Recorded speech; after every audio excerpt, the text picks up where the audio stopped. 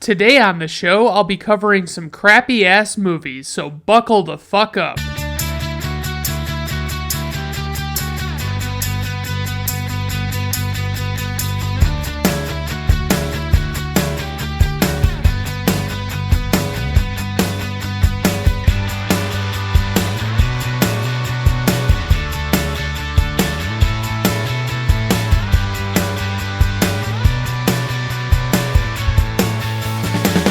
Alright everyone, welcome to Brandon at Random Reviews. I am your host, Brandon Griffiths. Thank you for stopping by, I do appreciate it. My goodness, okay, so I've noticed a thing on the internet, mostly in Facebook comment sections, that people seem to have some pretty distorted perceptions of what is and is not okay to criticize. If somebody criticizes, let's say, a favorite movie of yours, and you come back at them and say, I'd like to see you do better, then you're an idiot. I'm sorry. I hate to break it to you this way, but that's not a valid argument. Just because I can't make a movie as well as somebody else does, if they made a bad movie, they made a bad movie. You know what I mean? I didn't enter into the business of making movies. I went into the business of reviewing them and critiquing them and different things like that. So, if you really like a movie, then you really like it, but you need to have like a better argument than just, hey, you person who's making fun of this movie,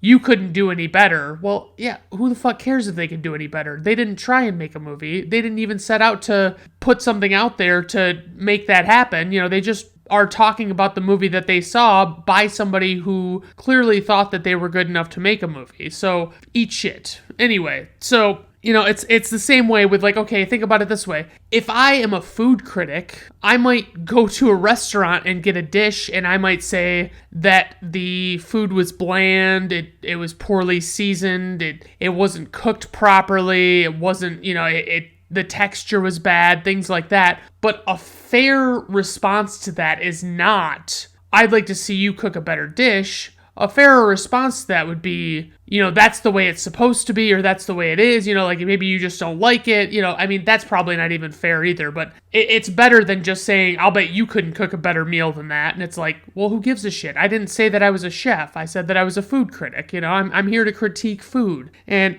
it's the same way with, anything else, you make anything else, you review a product, if I do an unboxing video on YouTube of, getting a new iPhone or something, and I critique a bunch of things about this iPhone, it's like, it's not really fair for me to say, or for someone to say to me that I need to know how to make my own cell phone before I'm able to critique. Like, what kind of sense does that make, So, and I get the initial thought, it's just like you want to defend something, but you don't really have the weapons at your disposal to make that happen, but it is what it is. And the other thing is especially with movies and music and TV, the argument against, so if I say that a movie sucked, okay, let's say, for instance, I didn't like the last two Thor movies much at all, like Thor Ragnarok and Thor Love and Thunder. I was not a particularly big fan of them. They were too joke heavy, things like that. But I've had people tell me that they made how many hundreds of millions of dollars they made at the box office. And I'm like, yeah, but that's not like a valid argument. Like, that's not just because they were successful. People had to go and see them and they were really well marketed. So it's like, you don't know that they did that well on their own momentum, or if it was just, the hype of the movie, and that maybe they wouldn't have done as well if people would have known off the bat that they were not that great. Thor Ragnarok, I think, was pretty well loved by a lot of people, and I was in the minority, but I still didn't like it, and it's still a bad argument, because, you take, the Hunger Games movies, they recently announced that they are doing this prequel movie for Hunger Games, and it's like, somebody said something about, in a comment section, they were like, I don't really see the point of this, or it's probably going to be shittier than the original Hunger Games movies were. And it's like, yeah, I can't really argue with that. Because, I didn't hate the Hunger Games movies, but I didn't think they were, anything special at all. And it's like, they just kind of have an okay vibe to them. But they made hundreds of millions and I think maybe even $1 billion among them all. And they were really popular. I couldn't get into the books. I didn't like the tense that they were written in. Like they were in like a second person present tense, I think even. It was really fucking jarring to read. Like I didn't really care for that style. And so it's like, anyway, I'm not a big fan of the Hunger Games movies, but they made billions of dollars, you know what I mean? And same way with like those Divergent movies. I've never seen any of those, but those are all horribly reviewed, but they're all successful movies for the most part. I mean, some more than others, but I don't give a shit about them, you know what I mean? And that doesn't mean that they're a good movie just because they're successful. I mean, I'm sure you can think of a band whose music you don't like, and they have a multi-platinum album. I mean, let's get real. I mean, I don't particularly care for Pearl Jam, but I know that Pearl Jam has had several multi-platinum albums, and they were very successful, and a lot of people do like them, and that's just the way it is, you know? You can't really get around it. So, we have Batman and Robin, which was released on June 20th, 1997, directed by Joel Schumacher, who also directed the previous movie in the series, Batman Forever. He made St. Elmo's Fire, The Lost Boys, Falling Down, The Client, A Time to Kill, Bad Company, Phone Booth, The Phantom of the Opera, and The Number 23. He's a hit and miss guy. I think Joel Schumacher, you know, rest in peace, Joel Schumacher, but like he was, in my opinion, a lot better when he had a smaller budget to work with and he couldn't go off the wall with what he was doing. You know, he didn't have all of this money to throw at the screen. It didn't really do well for him, in my opinion. Like, Falling Down is one of my favorite movies. Well, it's a very long list, but Falling Down is up there. It's a good movie. And he made that one, and it's not like a high budget movie, really. I mean, or at least it doesn't look high budget on the screen. And it's solid. It's a simplistic storyline. It's just straightforward, you know. You basically just see what's happening with this guy who is fucking basically losing his mind because he's so tired of everything that's going on in the world. So the writer of this movie is Akiva Goldsman. He made The Client, which is another Joel Schumacher, same with Batman Forever and A Time to Kill, but he also made Lost in Space, Practical Magic, A Beautiful Mind, I, Robot, Cinderella Man, The Da Vinci Code, and I Am Legend. Now, the only movies that stand out to me as being concerning in that filmography is Batman Forever, because despite what you may remember, Batman Forever was not a good movie. Everybody always says that Jim Carrey was like the only good part even, and even that is patently absurd to say. If you watch that movie, I guess a lot of people are hardcore Jim Carrey fans and they refuse to bear any ill will towards his movies, but it's like, grow the fuck up. Like, he's gonna have some bad movies. Not all of them are gonna be good. And he's just obnoxious in Batman Forever. And then the other one that he wrote is Lost in Space, which is a laughably bad movie. Can't really get on board with that one, but it is what it is. I mean, it's just one of those really mediocre type movies. I remember I had it on DVD because it used to be when you bought a big screen TV, you'd get like a free DVD player and like a handful of DVDs to come with it. And they were just these really like across the board weird, mediocre movies. Like I think I got Lethal Weapon 4 and Stargate, and I mean that one, Lost in Space, was definitely on there.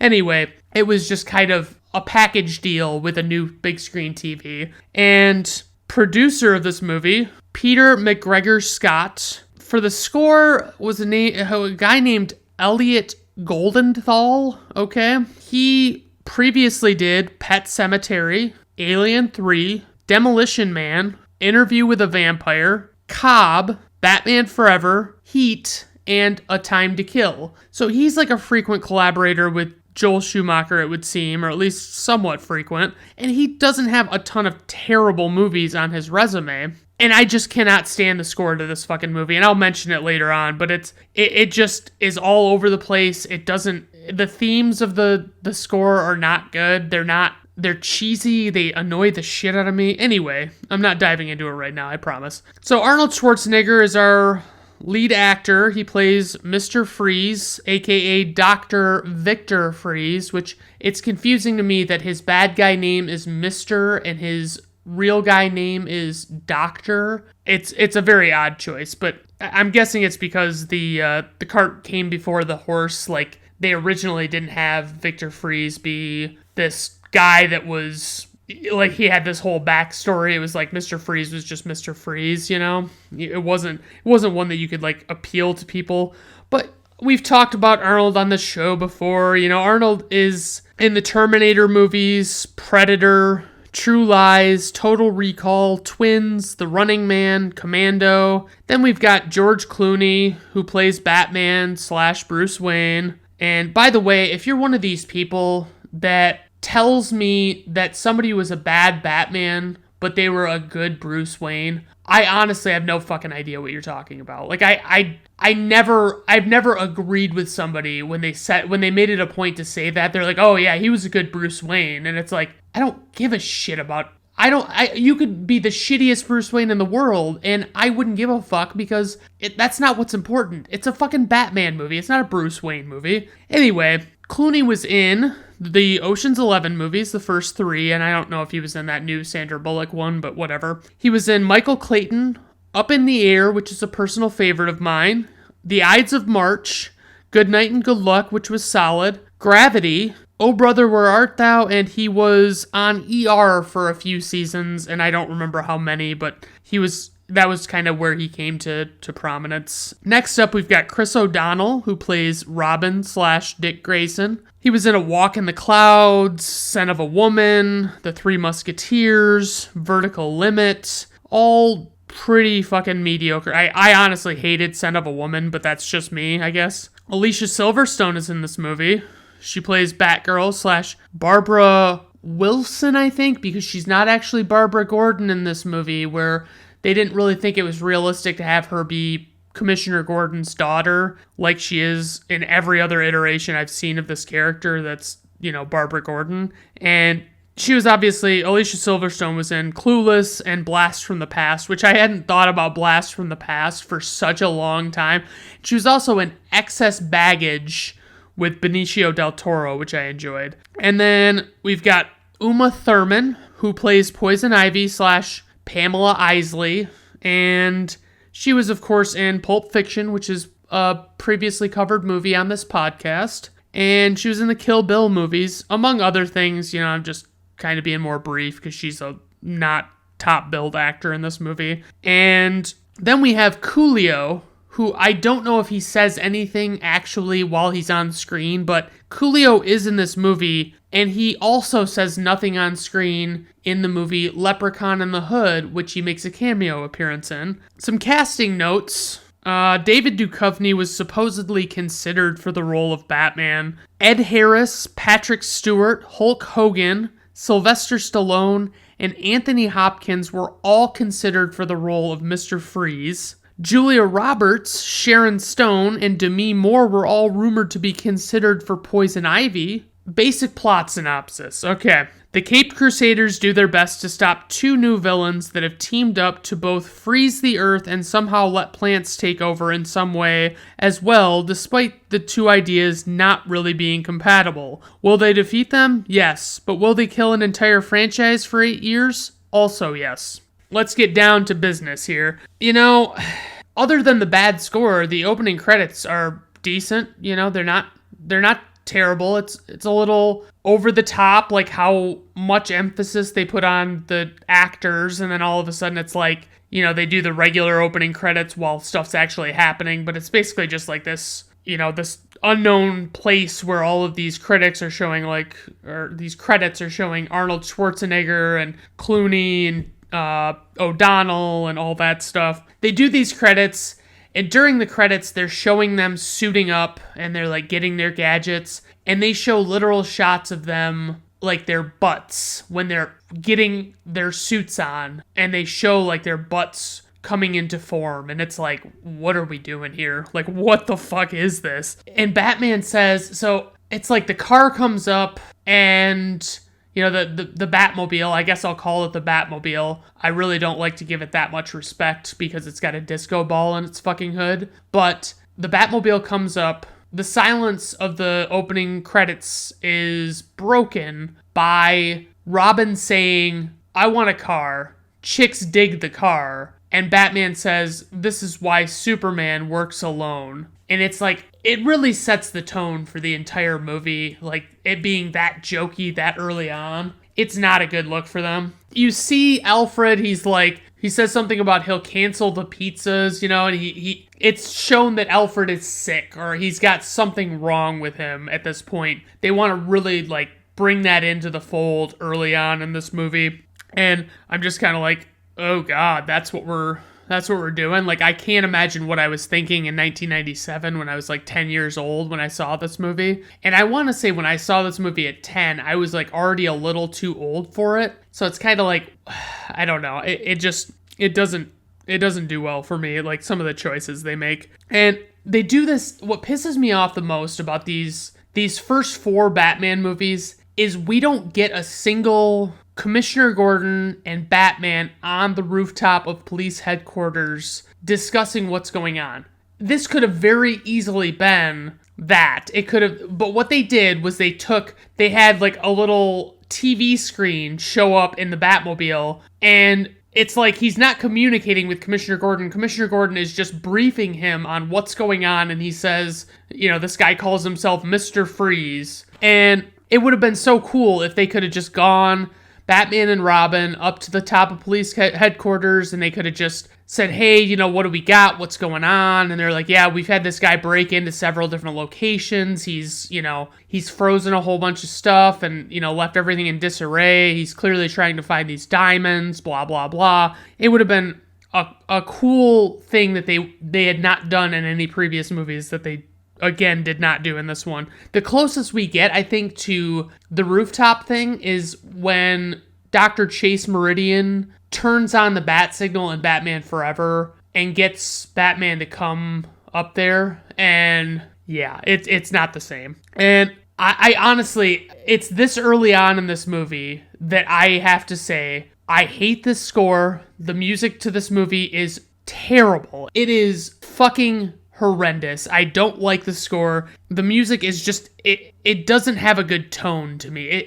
It fits the movie, but I hate the movie, so it doesn't really make a difference. And I would say, we see, they go into this museum thing, and this is where Freeze is. He's trying to steal a diamond, and he's talking to them, and you see him, and the design of his costume is horrible. It's so busy. It's got so much shit going on, and it could have very easily been something simplistic and something a little more reasonable, but maybe that wasn't as much of an option, or maybe they didn't, they thought that it needed to be a little more flashy, because he's literally got blue contacts in. He's got some kind of light up blue thing in his mouth. I don't know if that was done digitally afterwards or if he had something in his mouth that was doing that. I doubt he had something in his mouth, but it does not work out well as far as, having a cool look to it, It could have just been way more simplistic.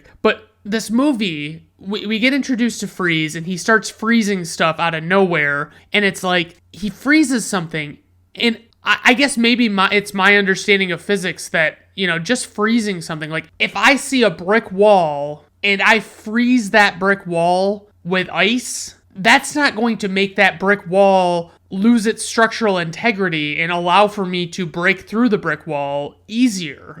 It would in fact probably make it a little harder to get through the brick wall, although it'd be pretty hard anyway. It'd be that much harder, and but it doesn't make any logical sense, and they keep doing it over and over throughout this movie. It's just oh, hey, I can't get through this door. Let me freeze it and break it. Hey, I can't break through this statue in my car. Let me freeze it and I'll break it. It's not good. And there's a moment where they knock Freeze's gun out of his hand, and it flies comically far up in the air and lands daintily like a butterfly on top of this dinosaur statue. And it just, nothing about it looks natural. Nothing looks right in the scene. It's just fucking, ugh. And everything that they do in this movie has this little snide comment or a little joke to go with it. And it's all, and I mean, don't get me started. I could probably see about putting the ice puns that Freeze has in here. Tonight's forecast. A freeze is coming. Allow me to break the ice. You are not sending me to the coolers. Freeze well. What killed the dinosaurs? The Ice Age!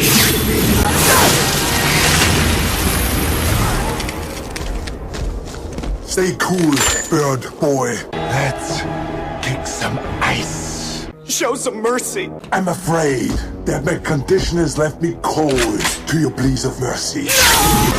All right, everyone. Chill. It's a cold town. Cool party. Can you be cold, Batman? Chilled to perfection. Revenge is a dish best served cold. Winter has come at last. Freeze. Freeze. Ice. Freeze. Icy. Winter forever. Frozen. Icy. Freeze. Winter ice. Ice. Freeze. Winter. Winter. Freeze. Cold. Frosty.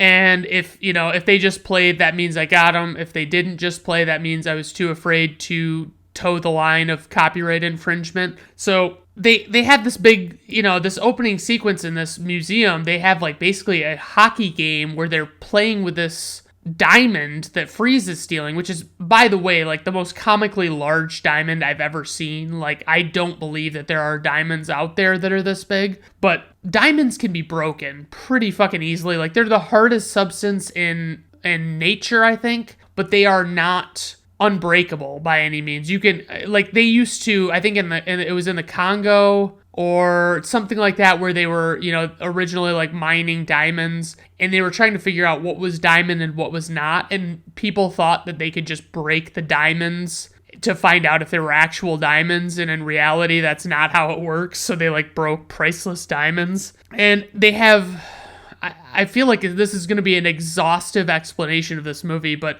Batman and Robin have literal fucking skates somehow built into their boots that just, they click them together like fucking Dorothy and Toto, and they just have skates on their fucking boots. It doesn't make any goddamn sense at all, but they just put it in this movie anyway. Then it's like Freeze is getting away. He's got a rocket. Don't even ask me how he gets to this rocket and what he does. How did he plan this out? I have no fucking idea. And this is the thing. Mr. Freeze in like Batman the Animated Series, he has a motive, and that motive is only to figure out how to cure his wife, right? She's under like cryo sleep or whatever you want to call it, and he's trying to figure out a way to save her, and he needs this stuff that he's breaking in and stealing for his research, okay? He's not like, he's a relentless guy about how he gets his stuff that he needs, his provisions, but he's also not like deliberately trying to destroy the entire city or kill a whole bunch of people unnecessarily. He's literally just trying to help his wife. So he has this rocket. They go up in this rocket, and you think Robin gets left behind, but actually he's like climbing around on the outside while Batman's inside the rocket. And freezes Batman to the wall of the inside of this rocket. And it's like, what are we doing here? Good God. They get in there, they're going to break out of this, Freeze has set it to blow, and it's going to kill thousands. And Batman and Robin just, they use these two doors on the walls of the rocket that are there for no reason. Like, I don't know why you'd have multiple doors in a rocket. And Robin and him, they go out, and it's like they're riding these doors down like surfboards, but there would literally be no logical advantage to use something as a surfboard while basically plummeting to Earth. You know what I mean? Like, he doesn't use any logic. It's just like, oh yeah, let's just have them do this and it'll be cool. The kids will like it. We could probably make a toy out of it or whatever. And they don't. They keep fucking, it's like Robin's riding down with this thing that looks like a surfboard on his feet that is not flying off of his feet for some reason. And at one point he says cowabunga, and that was, it's been said before, but it was a very dated thing to say in 1997, this cowabunga word. But only the Turtles are allowed to say cowabunga. I'm sorry, the Teenage Mutant Ninja Turtles are only allowed to say cowabunga, and at this point anyway. And so they're chasing Freeze. They somehow get down to the ground. Freeze is freezing this furnace in this building, and then they're chasing after him, and he's going through like one door after another. Robin goes after him when they get into an open spot, and Batman's like, Robin, no. And freezes Robin. It's like he doesn't fall, like he freezes in place in midair and does not fall down. He's just suspended with maybe his feet touching the ground. I don't know. But I'll promise you this, he would not just stay there. He would fucking fall over. So basically it's like Batman has to choose, do I chase Freeze or do I save Robin? And he saves Robin, of course. And he gets really pissed at Robin for being stupid. And Freeze says, I'll kill you next time. And it's like, so he's already frozen Robin to the point that the big thing in this movie is you have 11 minutes to thaw somebody. It's a completely ridiculous rule that doesn't make any sense to me. I don't know a lot about that kind of shit, like biology and whatnot, but I don't understand why it's 11 minutes, but it is what it is. And Freeze says, I'll kill you next time, as he's leaving. And it's like, but why not now, Mr. Freeze? Why wouldn't you just fucking kill Batman now? Because he's just going to be a problem for you. He's just going to be a thorn in your side. So he doesn't. And we go to, from here, Batman and Robin are there. He has to save Robin, and Mr. Freeze gets away. And then we go to this lab in South America. And it's like, we get Pamela Isley, and she's kind of monologuing to herself about, her boss, Dr. Woodrue, and the things he's been doing. He's been stealing her samples of things and using them in his experiments. And she doesn't really know what he's been up to, but she knows it's not good. And she goes to get through this, she goes to see what he's doing. And it's like she goes up to this door, and it's like you'd think it'd be at least locked or something. But all she does is push it open, and she walks in there, and there's like a bunch of guys, like really fucking horrible caricatures of people from different countries. And they got the guy that's going to become Bane strapped to, one of those things like in Frankenstein, it's like he's got his arms and legs tied down and all that stuff. And it's so stupid.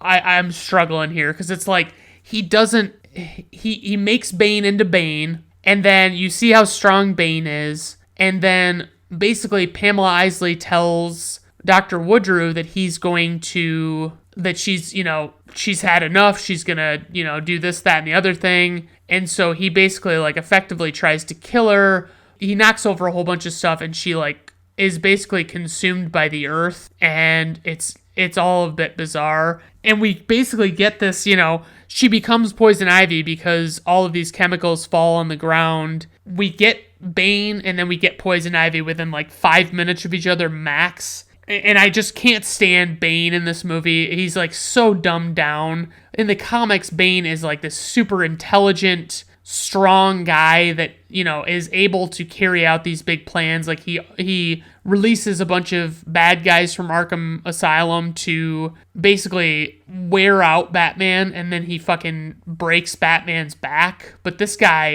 Bane does not do any of that shit. He's not smart enough. He's just fucking idiotic. And then Poison Ivy doesn't, when she reemerges as Poison Ivy from being Pamela Isley, she starts doing this voice. She's like, I replaced my blood with aloe, and I filled my lips with venom. And it's like, what is this? What is this voice you're doing, Uma Thurman? What are you thinking? And so we go back, we got them, they're kind of, Batman and Robin are kind of trying to figure out what's going on with Freeze, and you kind of get his origin story. You understand, okay, it's Dr. Victor Freeze. He was doing experiments, and there was an accident, and he fell into this super cool tank or something, and it almost killed him, but basically just made it so he had to be in cold temperatures all the time. And we get this big subplot of Bruce not trusting Dick.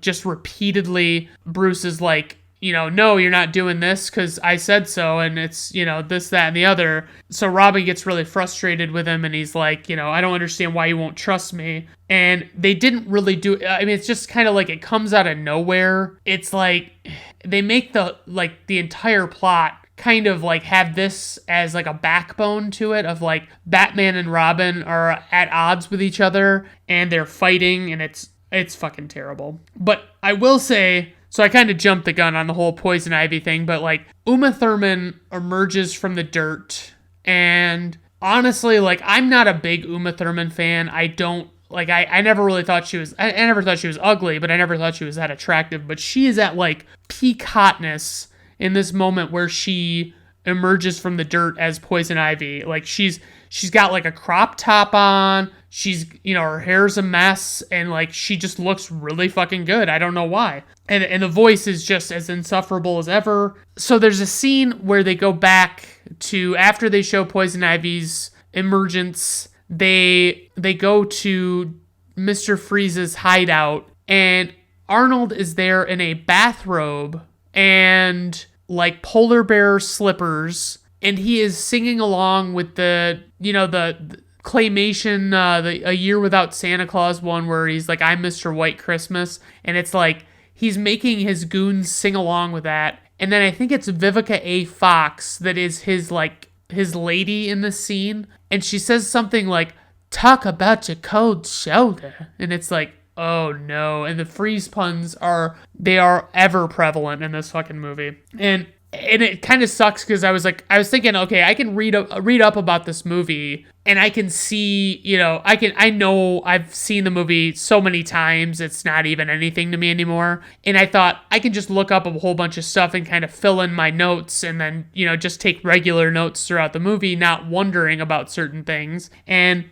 I realized at this point that like I had read something about them having to dub a bunch of lines, like do ADR for a bunch of these lines in this movie. It is so painfully obvious at a lot of points in this movie where it's like, Freeze says something to the effect of like, it's winter forever here in Gotham, and nothing about what he's saying lines up with what he's, what his mouth says, and it looks terrible. It looks cheap. It's just, and it doesn't make sense that fucking Mr. Freeze has to be cold, and he would be wearing a fucking bathrobe in this scenario to what? Keep himself warm? I don't know what he's wearing a bathrobe for. I really don't. I don't get it. Then they when they introduce Alicia Silverstone as Barbara, and she's going to become Batgirl, and it's so, I used to, when I was a kid, I had a big old crush on Alicia Silverstone, and now like looking back on it, I'm like, I didn't know any better. Like,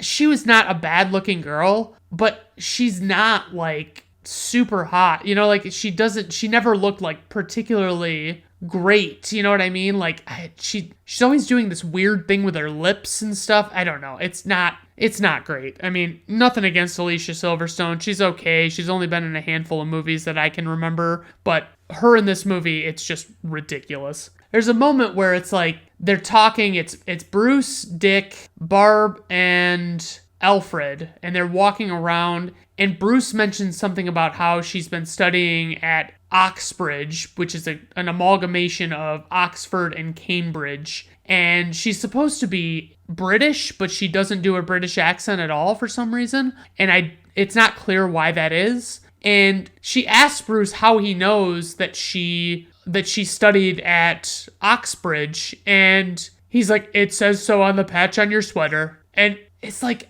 if I'm wearing something like that and somebody calls it out, I immediately recognize that that's why they called it out, or, like that's what they're calling out. I would not ask them how they knew. I would just figure that they figured it out somehow. You know what I mean? It would be better to not go with, but it sounds so wonky. There's a super fucking long, like there's a noticeably long period at the end of these interactions with the four of them where it's like, you don't even fucking know what is the deal. Like, it's like, they're just not talking, and they're all just kind of looking at each other, and the music is playing, and it's all shitty, and it's like, what are we doing here? You know what I mean? Like, why are you guys not cutting to the next scene?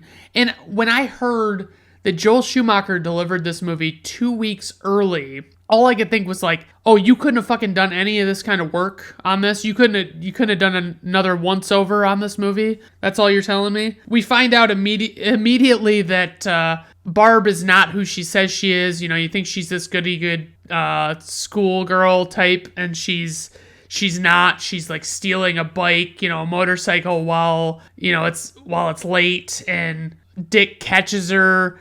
And, like, she goes to this race, and Coolio's there. Coolio, he's there. The only other movie I can think of that Coolio is in is Leprechaun in the Hood. Or is it Leprechaun in the Hood? I don't know. Anyway, we cut to, I guess it's from Barb stealing the motorcycle. We cut to Poison Ivy and Bane in this, like, old-style limousine. I don't know cars, so I don't know what kind of car it is, but it's definitely like an old-school limo. And it's like, she tells Bane, she's like, Gotham Observatory, Bane, darling, and step on it. And I'm like, how in fuck's name does Bane know where to go to get to the Gotham Observatory? Why would he have any cursory knowledge of this fucking city, even a little bit? He'd be fucking more lost than you would if you were just driving yourself, because you probably are, you know, I don't even know if Bane's supposed to be American, you know what I mean? So it's like, how the fuck would he know? And then, you know, we go to the observatory, and they're doing this presentation about this telescope and all this, you know, these satellites and stuff. And we see Gossip Gertie, who, I don't know the lady's name, but she's this lady played by what is clearly one of Joel Schumacher's friends. And it's like, holy shit, this is fucking terrible. Like, what? She, like, announces for, like, she's, like, basically, like, doing exposition work. And it's like, what is her purpose in this movie other than that? Because we could have heard that from anybody else. Why do we need this special lady to be there announcing everything? And, you know, Pam is trying to, she's trying to break up whatever they're doing, and she wants them to save the rainforests and all this other shit. And basically, like, these security guards are, like, asking her to stop and, like, slowly backing and, like, not doing anything to stop her. And, like, Bruce Wayne's like, well, I'm sure you're not gonna hurt me, right, ma'am? And it's like, well, you don't fucking know that because you don't know her at all. So how the fuck do you know she doesn't have a gun on her or whatever? And it's like, then Bruce fucking invites her to this fundraiser for the fucking rain, or for the, you know, like, they're gonna auction off diamonds for the rainforest. It's like, why would you invite her? She's a fucking lunatic. Like, what's she doing hanging out at a fucking fundraiser of yours, you know? And it's at this point, you know, like, we hear more. I mean, every time I hear Uma's voice, you know, whenever she's doing the Poison Ivy voice, it's like she's doing it, and I'm wondering why nobody stopped her. Why did nobody step in and say, hey Uma, hey buddy, What are you doing? What's this voice all about? Why are you talking so bizarrely? It doesn't make any fucking sense. And it's like, apparently nobody did that. And we go first thing, right after he gives her the invitation to this benefit, we go to the benefit and we see, you know, it's kind of similar to the circus scene from Batman Forever. It's like we get this very weird style of Joel Schumacher's. When he has a budget, he has this style where it's like everything's like neon blacklight colors, and it's really bizarre. It's just, you got these these gorillas that are, you know, gorilla costumes that people are wearing that are dancing around, and I'm like, what? They reveal that one of the gorillas that's all dressed up is actually Poison Ivy, and she reveals herself, and everybody's fucking bidding on all of these women at this benefit, and they're not bidding with any rhyme or reason. They're bidding, you know, $10,000 on this girl, and then they like escalate that bid to like $30,000 on the next girl, and it's like, why are you upping the ante? You haven't had anybody bid on her yet, you know, like, you shouldn't move to the next girl if you want to beat them out. And she, you know, she's kind of dancing to this, like, you know, soothing music, and Poison Ivy, like, drops down, and these 6 guys are choreographed catching her, I guess. And at this point, I said to myself, she opens her mouth and the looks fade away, and for that reason, I'm out. And all of a sudden, Batman and Robin are there, and they're, like, Ivy's got this thermal dust that she's, like, blowing into the air and making, bringing all these guys under her control, or, like, is making them act insane and, like, hot-blooded or whatever. And Bruce and Dick are bidding back and forth on Pamela Isley, or Poison Ivy, excuse me, and it's like they keep escalating it, and Robin is, they're bidding into the millions at this point, and it's like, what is the standard bid escalation? Like, what are we doing as far as, okay, if I say $1 million, is the next bid really $2 million? Or is it, so they're just escalating by 1 million at a time. And Dick says to Bruce, he's like, that's a utility belt, not a money belt. Or excuse me,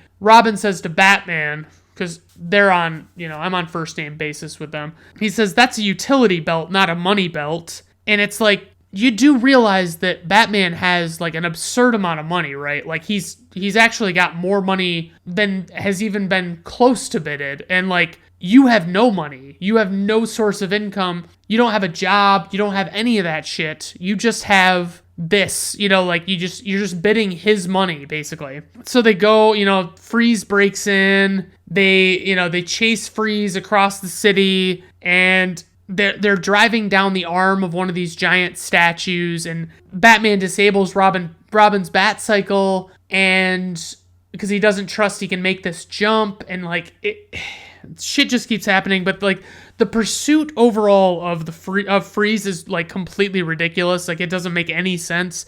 And then it just ends with, like, Batman flying into Freeze's windshield and unveiling him from under his cape, which I don't understand at all. Like, I don't know what's going on. So they take Mr. Freeze to, Arnold Schwarzenegger, to Arkham Asylum, the mental hospital where they keep all of Batman's villains. And they take him there, and, like, they bring him in like an ice box, like a freezer, refrigerator type thing. And it's like he steps out of it, and he's about to just break right out, and he's got these two guards, and one of these guards is Jesse Ventura, and it's like he goes to knock the guys out and run away, and slowly realizes that he has to be in the cold, and he can't make it very far. He's doing all this, like, choking up and, like, freaking out because he's outside of the cold area. The guards slowly get back up, and all I could think was, like, oh man, Arnold puts on a great performance with, acting like he's in trouble because he's outside of the cold. And it's like, he doesn't get any credit for it because his performance is just overshadowed by the tremendous acting of Jesse Ventura. And there's a moment where a guy named the actor Nicky Katt plays some biker thug that is, like, trash talking Barb when she goes to this fucking motorcycle race, and it's like, what are we talking about here? You know what I mean? Like, it doesn't make sense, because I'm like, I know that's not that guy's voice, and then I remembered, oh right, they're dubbing them, and they dubbed the guy Nicky Katt, they dubbed his character with, like, a different guy's voice, and I'm like, for such a small part, why wouldn't you just have somebody else play him? You know what I mean? Why would you dub such a big character, or such a little character for just a few lines? It doesn't really make logical sense. And Barb, you about at, they come back from the race, we get Coolio and all that fun stuff. And, like, it's like she says something to Robin about how she wants to get Alfred out of this, looking after these two. She doesn't think he wants to be a butler, and, she thinks he's like an indentured servant and all this stuff. And she tells Robin, she says, don't you know what's going on with Alfred? He's sick. And then Bruce clarifies it by saying, Alfred's not sick, he's dying. And it's like, Bruce, could it possibly be that he's dying because he's sick? Is that a reasonable assessment of the situation? I mean, is he not sick just because he's dying? I don't think so. So, I mean, Freeze, it keeps bouncing around, and I guess they don't do a bad job of that, like, keeping it balanced.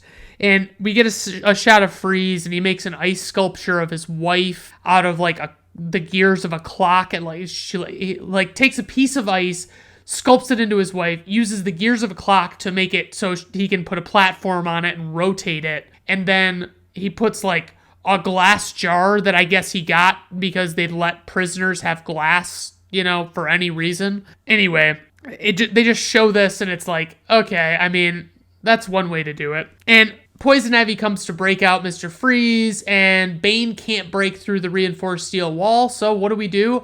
Oh, we just freeze that reinforced steel wall. That'll make it easier to get through. And there's a line reading where Freeze says that he needs to get his diamonds from his hideout, and Poison Ivy says it, and I'm going to try and do my best to deliver it the same way. I'll help you get your rocks. Yeah, that's what she says.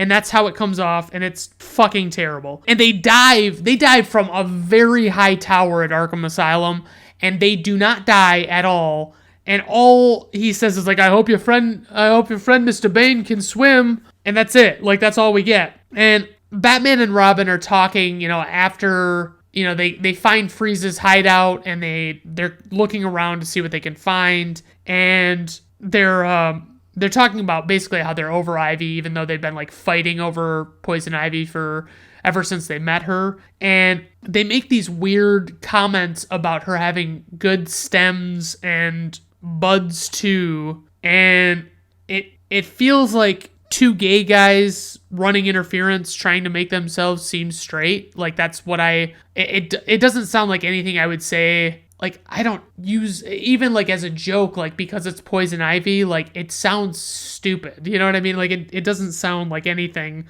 that guys would say to each other. What drives me nuts is that, Ivy and Freeze and Bane are going back to Freeze's lair to get his wife and get his diamonds, okay? And for some reason, Freeze puts Ivy in charge of getting his wife instead of putting her in charge of getting the diamonds. But there's literally no logical sense. It would be easier for Poison Ivy to get the diamonds and pick them up and take them with her easily, as opposed to Freeze going and, doing that little menial task, and like he could just be going and picking up his wife and taking her wherever. I don't know. It's very confusing because you don't really know how they move Nora Freeze, because she is in like deep sleep in this like cryo bath thing. And they turn on the super cool, and one of the guards announces that his lungs are freezing faster than you could possibly freeze a lung with any conventional technology ever. And Poison Ivy at one point starts getting in a fight with Batman and Robin, and she says that's why every Poison Ivy action figure comes complete with hips. And I mean, there are a lot of criticisms about this movie and being, just a toy commercial. You know what I mean? Basically just being a toy commercial and nothing else. And Freeze has, like, Poison Ivy convinced, like, she tries to kill Nora Freeze by unplugging her cryo tank, and she tells Freeze that Batman killed her and there was nothing she could do.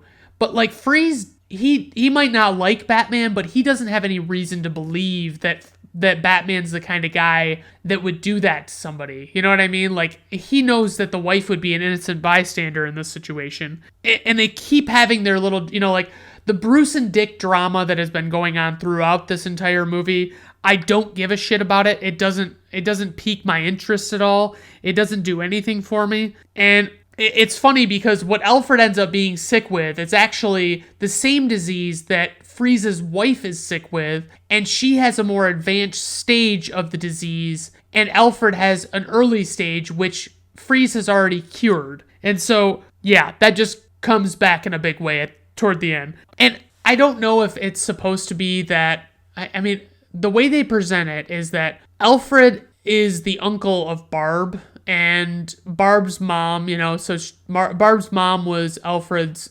sister, and it's like, nothing about it makes, because I mean, like, Alicia Silverstone is supposed to be like 19 years old in this fucking movie, and Alfred has got to be pushing 90. I mean, he's fucking old. Like, Michael Gough is fucking old as shit in this movie. I would buy a great uncle, okay? Great uncle, and you don't have to call somebody a great uncle. I have great uncles and great aunts that I just call my aunt, and that's how it is. But it's like, what are we doing as far as that's concerned? I mean, it's like it doesn't make any logical sense. This picture of Barb's mom is older than it looks like it should be. So there's a sequence. It's probably my favorite sequence in the movie. It's where Barb is trying to get into this disc that Alfred gave to her to give to her, to Alfred's brother, and she decides she's going to get into the disc, and she's guessing all these passwords, and the passwords aren't being blanked out by, the program she's using, so you're seeing what she's guessing, and she's guessing the most generic fucking passwords, and the password, okay, so Alfred had a nickname for his sister that was Peg, her real name was Margaret, and he was like, that was the password. Peg, P-E-G, was the only password. And it's like, I know that password restrictions weren't as stringent as they were, or as they are now, I should say. But it's like, there is no fucking way that would have been somebody's password. You know what I mean? You make it a 3-letter password, you're going to gamble with that? Okay. They keep saying, and like inexplicably, the computer voice keeps saying, access denied. And then when she gets it right, it goes, access allowed. And it's super creepy. Like, it's so, like, it sounds like a phone sex operator, And so we get all of this stuff with, at the end of the movie where, they're talking about Bane, and they've got Bane doing these bombs. He's putting ice bombs everywhere. And every time he sets a bomb down on the ground, he says, bomb. And that's it. That's all he fucking says. That's all the dialogue they gave this guy. And it's like, you see that Alfred, like, Barbara gets into the Batcave, and Alfred says that he programmed his brain algorithms into the computer, which is not like something you can just do at all, as far as I know, especially not in 1997.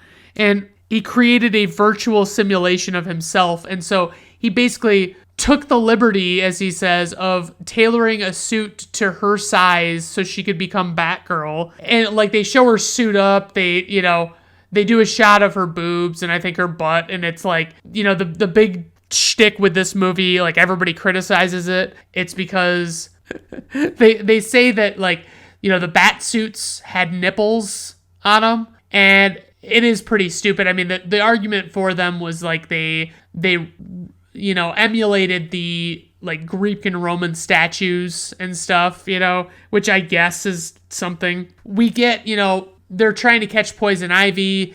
We get Batgirl's entrance through the skylight, just like in Batman 1989, but she, like, falls down, and it's like, they make it seem like she's like free falling all the way down, and she just lands gracefully on her feet with no problem whatsoever. And so it's a super wonky entrance for her.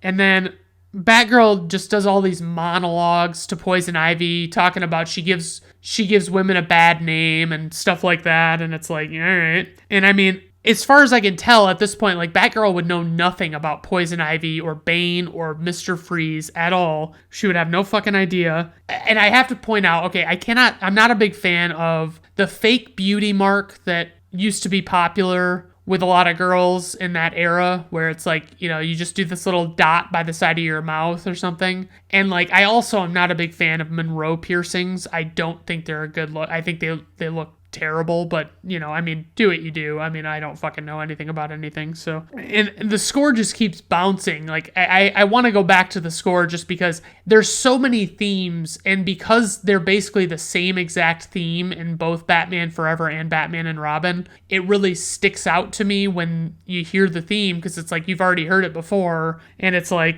why would they settle for this? You know what I mean? It's really fucking bad. And it doesn't have any smooth transitions. It's just crashing into one another. And at one point, they're clearly trying to emulate, like, the 60s Batman. And they keep shooting their grappling hooks in this sequence where they're, they've defeated Poison Ivy and they've got to go to Freeze now. And because he's trying to freeze the planet. And, it's mostly because he thinks his wife is dead that he's kind of lost all hope. And he's just, and they have such great dialogue as, no sign of the snowman. Maybe he melted. No, he's just hibernating. Yep.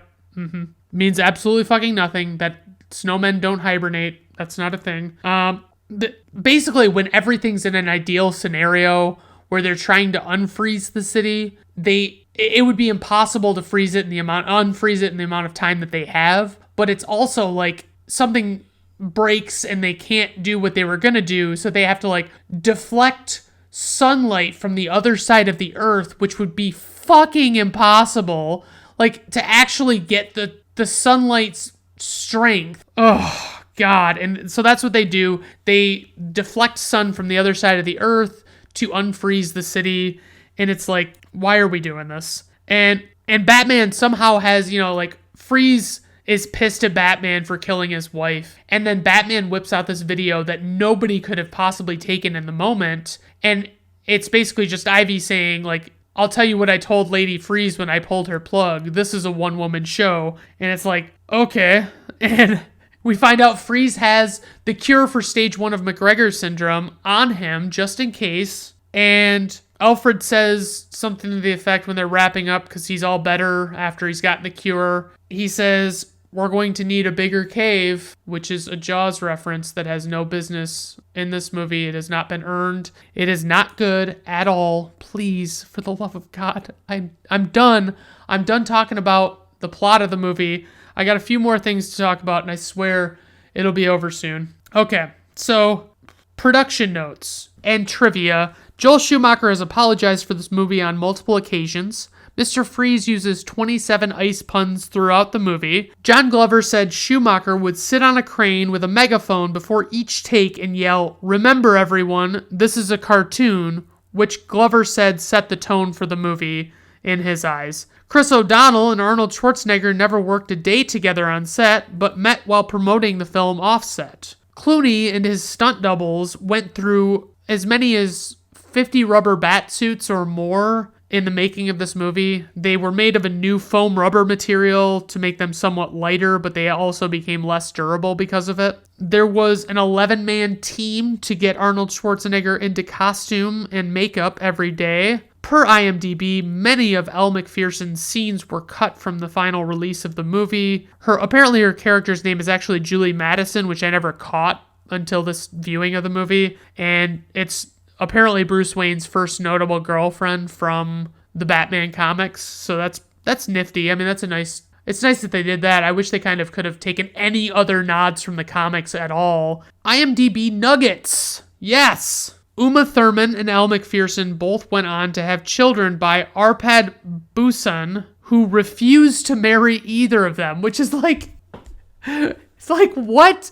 Like, did he actually on record say he refused to marry them? Or did he just say, did he just end things with them? Or did they just not work out? Like, what is this bullshit about he refused to marry them? Another note, this is pretty amusing. This movie bears a few striking resemblances to The Dark Knight Rises from 2012. First is Talia al Ghul's taunt that James Gordon has only bought Gotham 11 minutes, which is exactly the same amount of time Mr. Freeze tells Batman his frozen victims have to live. Secondly, Selina Kyle tells Bruce Wayne that there's a storm coming, which is also similar to what Mr. Freeze tells his allies. Yep, that's right. Super fucking fascinating. Runtime, 125 minutes. Budget from anywhere from 125 million to 160 million. Worldwide gross, $238.2 million. IMDb rating, 3.7.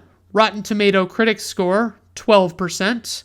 Rotten Tomato audience score, 16%. Personal rating, 1.5 out of 5 stars for undeniable watchability due to the high level of stupidity. Thank you very much. Moving on to Ed. March 15th, 1996 was the release date for this movie. Directed by Bill Corturi, and it was written by David Mickey Evans, who also wrote The Sandlot and directed The Sandlot. Produced by Rosalie Swedlin and Bill Finnegan, and lead actor is Matt LeBlanc, who you know as Joey from Friends, and also the show Joey, which was much more popular than Friends, of course, because it was such a good show. Lost in Space, Charlie's Angels, apparently. I didn't realize that. I didn't know he was in that movie. And Jonah Hex, which is a notoriously bad movie that I've never seen. So Jake Caputo and Denise Cheshire did the character of Ed, who is, by the way, in case I haven't mentioned, which I don't think I have, there is a monkey named Ed that is the star of this film. Anyway, an actress named Jane Brooke is in this movie. She plays Lydia. She looks an awful lot like Linda Cardellini, like maybe like a sibling type, but I don't think it is. Jack Warden plays Chubb, and he is in, he's very familiar looking, like I didn't know his name off the top of my head, but he's in like 12 Angry Men, the original, All the President's Men, and Justice for All, which I want to see, While You Were Sleeping, and The Replacements. Bill Cobbs plays the character Tipton, who I've seen in a bunch of stuff, but he was in The Taking of Pelham 123, Demolition Man, and Air Bud, because apparently he's got a thing for sports movies that feature animals as players. Jim Caviezel plays the character of Dizzy, who is in Frequency and Passion of the Christ as Jesus. Matthew Perry was considered for Matthew LeBlanc's role of, what the hell was his name? Jack Deuce Cooper, okay? So one thing you'll notice in this movie repeatedly throughout is they keep talking about, they'll refer to Matt LeBlanc's character as Deuce, which is his nickname, or Coop, which is his other nickname. And they just use them interchangeably. It doesn't matter who's talking to him. It is what it is. So if I do that at all, I'm sorry, but it was as confusing for me watching the movie as it would be for you listening to this. And trust me, you're going to want to hear all the fun stuff that goes on. Plot synopsis. A down-on-his-luck farmer turned major league pitcher gets tasked by his team with taking care of their chimpanzee mascot who becomes a star player. And, all right, so they really start this one out hot. It's like basically Matt LeBlanc has never played baseball in his life before, and he's just this natural talent at pitcher. And so he gets on this team. One of the scouts says, "Holy torpedo arm, Batman. I think we got a rocket arm." Yeah, And, he's supposedly never played baseball at any level before this, which is insane to me. Like, to have the form of being able to pitch well, I feel like you would almost have to. Like, I don't know how many documented cases there would be of, like, people who could pitch without any coaching throughout their entire life and just walk onto a minor league baseball team. It's a weird choice that they, like, make him a farmer and then they have him be, like, super close with the animals, and like I don't think it's weird that he names them as a farmer, but I think it's weird that he's like so upset when they like slaughter a pig to have breakfast, like he's super ridiculous. And Jim O'Heir, who plays Jerry on Parks and Rec, is calling the game, and I've never seen him with hair this dark. So there's this running thing with this movie where Matt LeBlanc keeps throwing a curveball at this one batter, and the batter always like home runs it over the fence, and it's like, and it's at that point that Chubb, his man, the baseball manager, says, "For God's sakes, tell me he ain't gonna throw the curve to him." And that's as flat as the line reading is, and it's terrible. So the owner guy is like, he's not even really the owner. I think he's like the president or something, and he is fucking awful. Like his way of speaking is just bizarre, and like everything he's like, and he like every time he talks, everything is just punctuated with shit like that. So they send Matt LeBlanc to go pick up this new star player or whatever, and he goes to the bus, and there's a fucking monkey on the bus, and this is who he's picking up. And he has a big run-in with the monkey of like not being able to get in the truck, and he wants monkey to ride in the back and different shit like that. And it's definitely not a real monkey. Like, they do it, I won't say they do a terrible job of making it look like a real chimpanzee, but it's like, it's not the same. Like, his eyes and his entire face is basically like mechanical, so it's like it just doesn't look right. And when he gets to back to the baseball diamond, he like takes off the president guy's wig and is generally just having a good old time. It's just like, wow, like what a hilarious occurrence to have him remove the fucking wig from this guy. And they're talking about this, this chimpanzee. And one of them says, "He's an animal, Chubb. It's not like he plays ball or anything." And then 2 seconds later, the chimpanzee catches the fucking ball out of nowhere. And it's like, oh, he can fucking really throw the ball too. Oh man, what an exciting turn of events.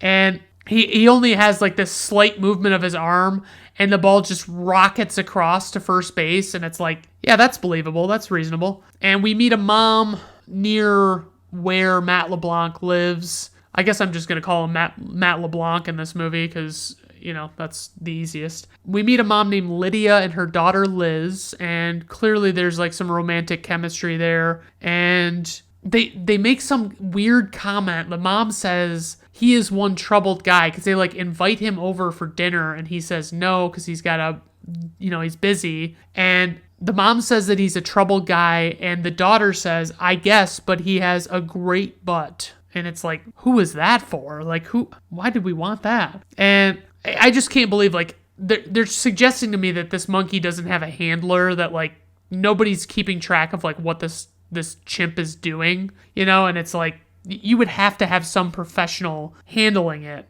to understand what they're going for. And we keep getting this over and over where it's like Matt LeBlanc's character he keeps waving off the catcher's signal for a fastball, and he wants to throw a curveball. And for some reason, the guy throws like whenever he throws the curveball, the guy hits it out of the park. And it's like, what's his like driving motivation between one and the other pitch? Like, why does he want to throw the curveball so bad? Like, just to show that he can get a strike with the curveball? Like, is that it? And I mean, there's a scene where Ed is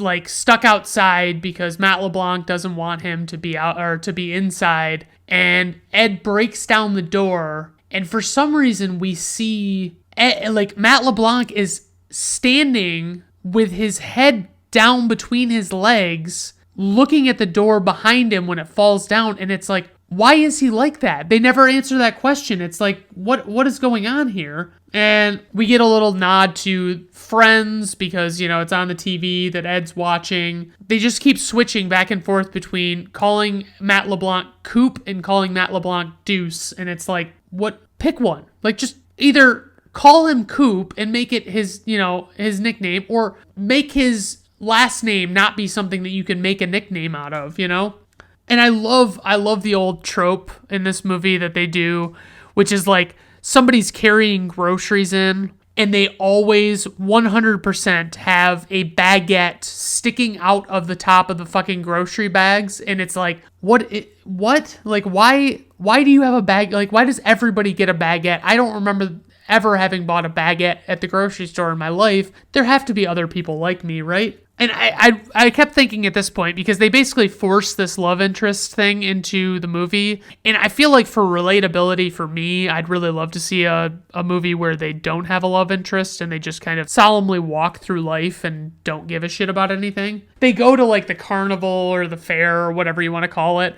And it's like they talk about like they're getting like lovey-dovey with each other, Matt LeBlanc and this lady character, and Lydia, I think is her name, and she, like they're getting really intimate, and like I kept thinking like, man, it would fucking make my day if this movie like all of a sudden just had this like raunchy fucking graphic sex scene, and just like like rated R level sex scene, nudity, all that stuff, and then just fucking had it there, like, I mean, it would have fucking made my day. We get a time-lapsed montage of the kid and the chimp, cleaning up the house and stuffing everything behind a door that, is never going to come back. Ha ha ha ha. Anyway, the owner guy, the president or whatever, the asshole guy that is like the antagonist of this movie, he keeps appearing with this bizarre behavior, and it's like really upsetting to me. Like, I don't really understand what it is. And they all of a sudden, like, the president has Ed taken away to another team, and,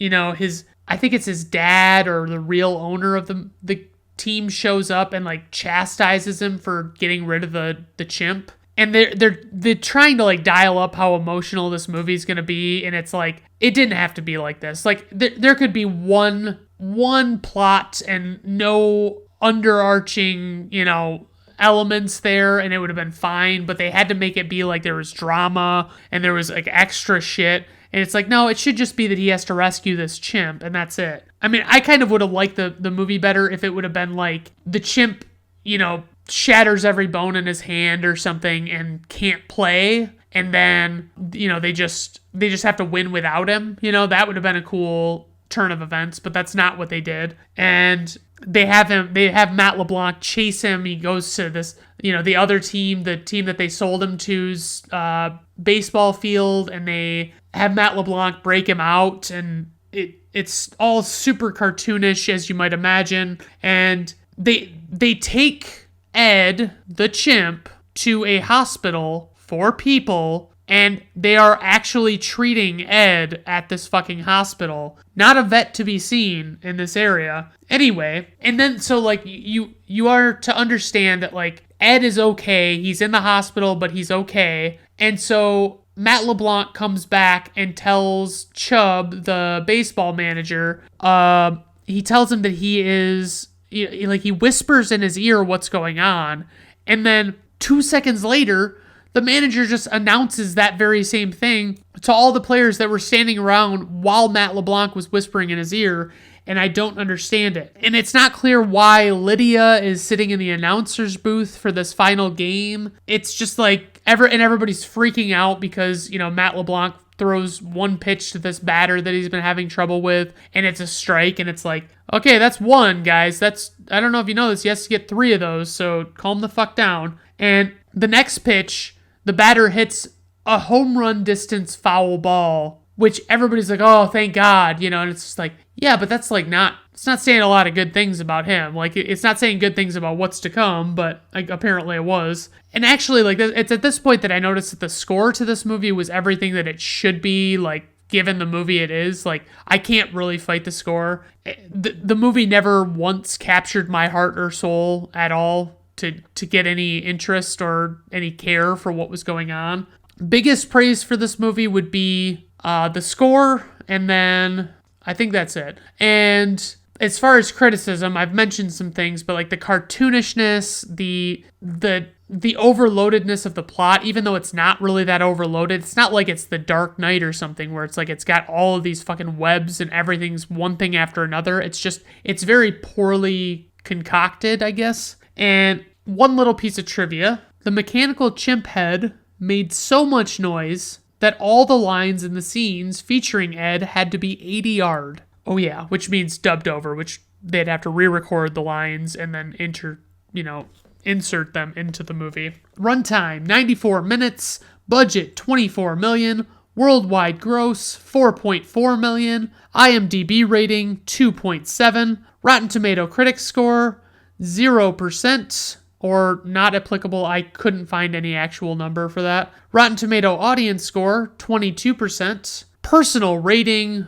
0.5 out of 5 stars. Thank you very much. That's the bottom of the barrel. And I'm sorry this episode ran so long, but, them's the breaks.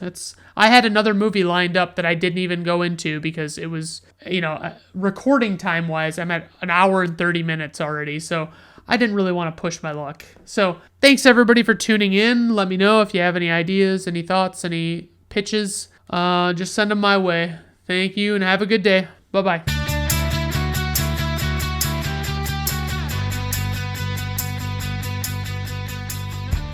Brandon at Random Reviews is performed, written, directed, produced, and edited by Brandon Griffiths. Theme music is performed by Augusto Diniz from Fiverr.